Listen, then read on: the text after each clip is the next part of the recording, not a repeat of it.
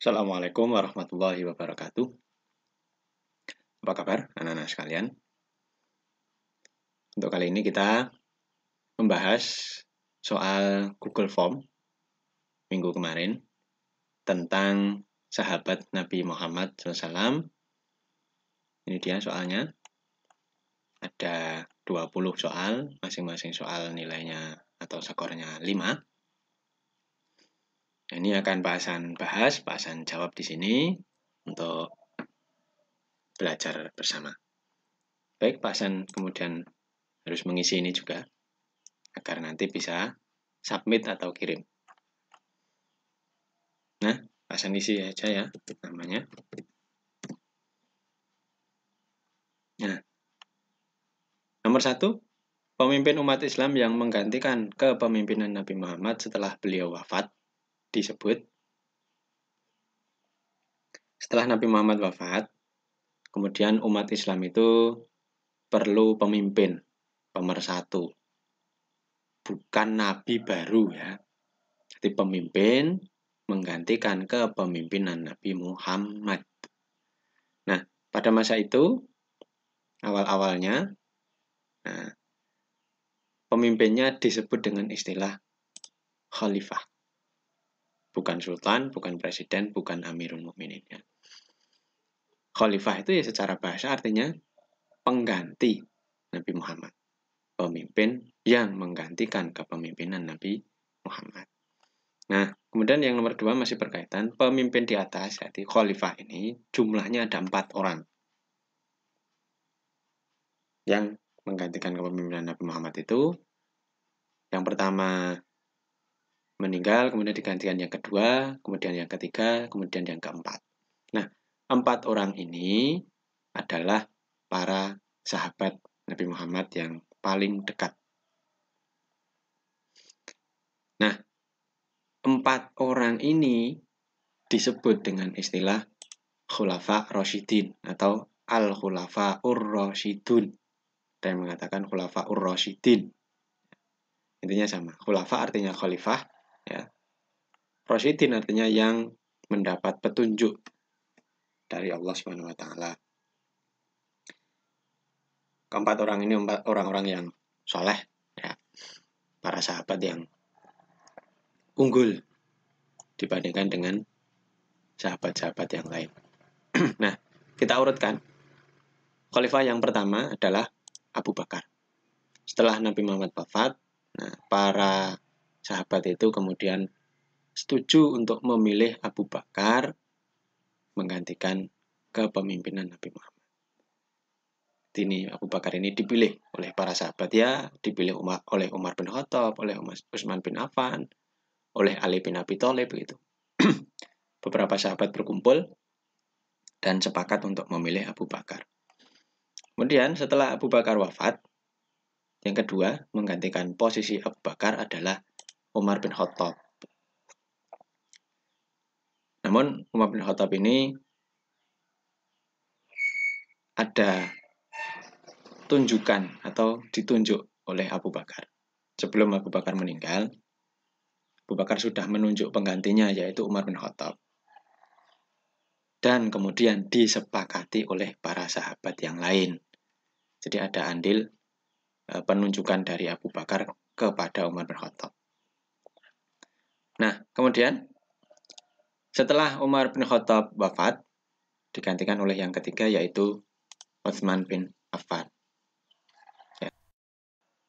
Setelah Utsman bin Affan wafat, yang keempat adalah Ali bin Abi Thalib. Nah, kalau Ali bin Abi Thalib ini adalah masih keluarga Nabi Muhammad, yaitu sepupu, ya, masih saudara sepupu Nabi Muhammad, anak dari pamannya yaitu Abu Thalib ini.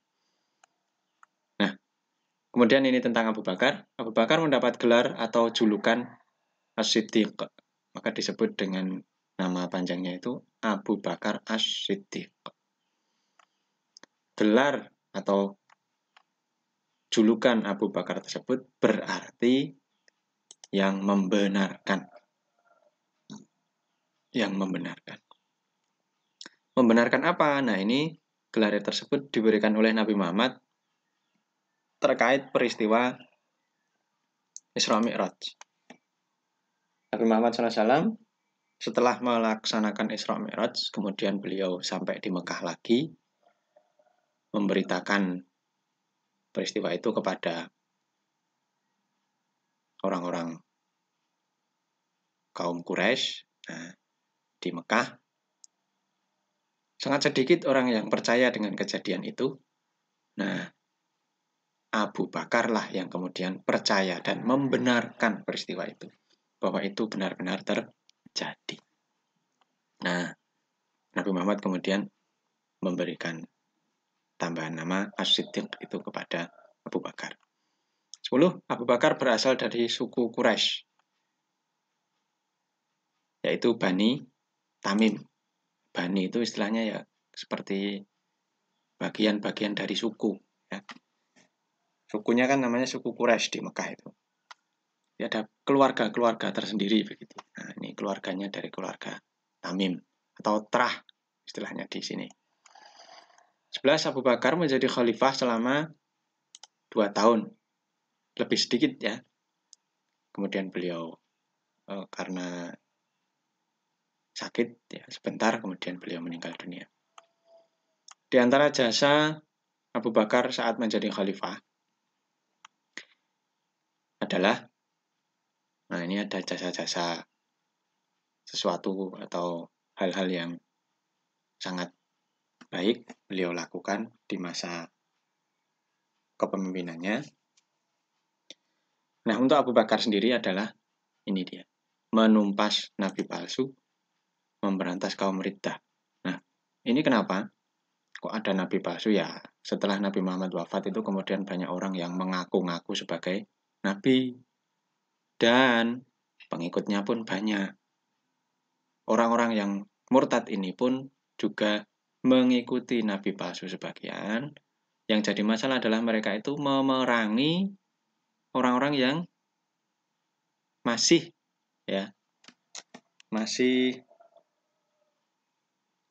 mengikuti Nabi Muhammad, para sahabat begitu. Yang benar kan begitu. Nah, kemudian berperang. Nabi palsu ini berhasil ditumpas oleh Abu Bakar. Orang-orang yang murtad ini pun juga berhasil ditumpas oleh Abu Bakar. Dan sebagian besar dari mereka pun kemudian bertaubat kembali ke jalan yang benar. Kemudian nomor 13, di antara jasa Abu Bakar saat menjadi khalifah, nah, selain itu, ya, selain yang C ini, beliau juga D ini, menumpas golongan orang yang enggan membayar zakat. Orang yang enggan membayar zakat ini berkeyakinan bahwa kalau Nabi Muhammad sudah wafat ya tidak wajib bayar zakat. Tapi kemudian mereka malah berperang melawan Abu Bakar dan para sahabat. Nah, ini yang kemudian ditumpas oleh Abu Bakar dan kebanyakan dari mereka pun bertaubat.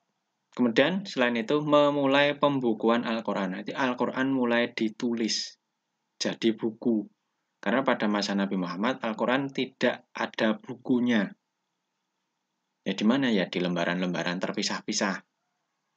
Ada yang ditulis di kulit binatang, kemudian dikumpulkan di batu-batu yang tipis, kemudian dikumpulkan. Nah, oleh Abu Bakar atas usulan Umar bin Khattab, Al-Quran ini kemudian ditulis ulang dari sejak awal, dari sejak Al-Fatihah, Al-Baqarah terus begitu ditulis, ya, dikumpulkan. Tapi belum selesai saat Abu Bakar wafat, Al-Quran ini belum selesai jadi buku. Kemudian Umar bin Khattab nomor 14, sebelumnya adalah seorang kafir. Nah, Umar bin Khattab ini kan sebelumnya orang kafir.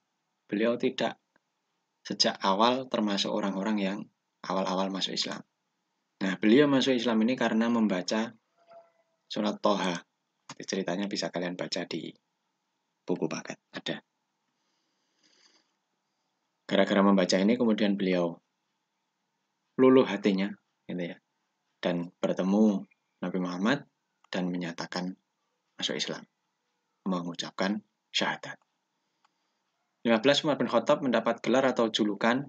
Nah, ini julukan juga seperti Abu Bakar, Julukannya adalah Al-Faruq. Nah, nanti ada artinya. 16. Gelar Umar bin Khattab tersebut berarti, nah ini dia, pemisah atau pembeda antara yang hak dan yang batil. Hak itu benar, batil itu salah. Di beliau ini karena orangnya tegas, begitu ya, adil. Di beliau itu kalau ada yang benar ya benar, salah ya salah. Dan 17, Umar bin Khattab berasal dari suku Quraisy, dari Bani. Nah, ini keluarganya keluarga Adi, terahnya terah Adi. Tapi masih satu suku Quraisy di Mekah. 18, Umar bin Khattab menjadi khalifah selama,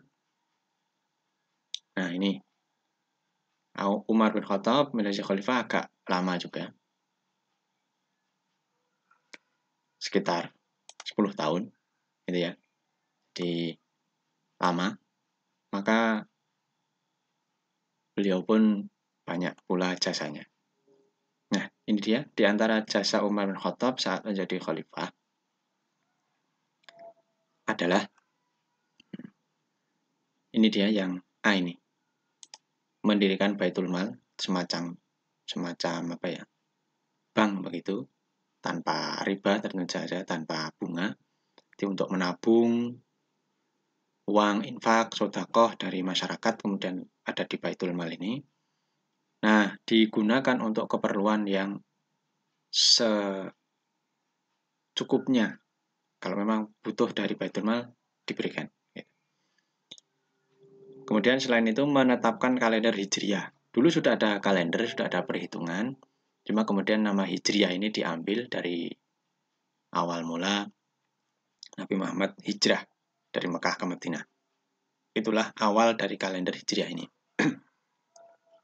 Maka ada yang mengatakan disebut dengan tahun 1 Hijriah, tahun 2 Hijriah, begitu. Nomor 20, di antara jasa Umar bin Khattab, masih Umar bin Khattab ya, saat menjadi khalifah, yaitu yang mencetak mata uang resmi. Jadi meresmikan mata uang untuk umat Islam pada saat itu, Mekah, Madinah, dan sekitarnya. Dan mengatur lembaga-lembaga negara. Lembaga-lembaga negara itu ya semacam dinas militer atau dinas kesehatan, kehakiman, keuangan, dan seterusnya. Ya. Jadi diatur, ada pejabat-pejabatnya, ada staf-stafnya, begitu, ada kantor-kantornya. Jadi untuk memudahkan urusan-urusan kenegaraan. Itu ya. Nah, ini kita coba untuk submit. Berapakah nilainya? Ini dia, view score. Ya, 100 ya. Jadi betul semua. Jawabannya ini dia, betul semua.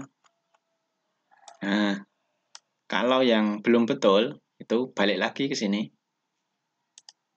Nah, ini tadi. Ini untuk skornya tadi ya. Balik lagi, kemudian edit respon. Kalau yang ini nanti dari awal. Tapi kalau edit respon ini,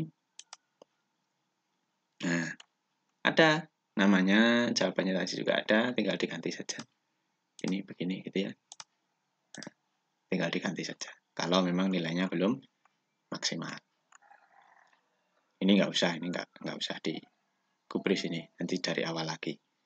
Begitu, anak-anak. Sudah, nilainya sudah 100. Semoga bisa membantu. Demikian. Assalamualaikum warahmatullahi wabarakatuh.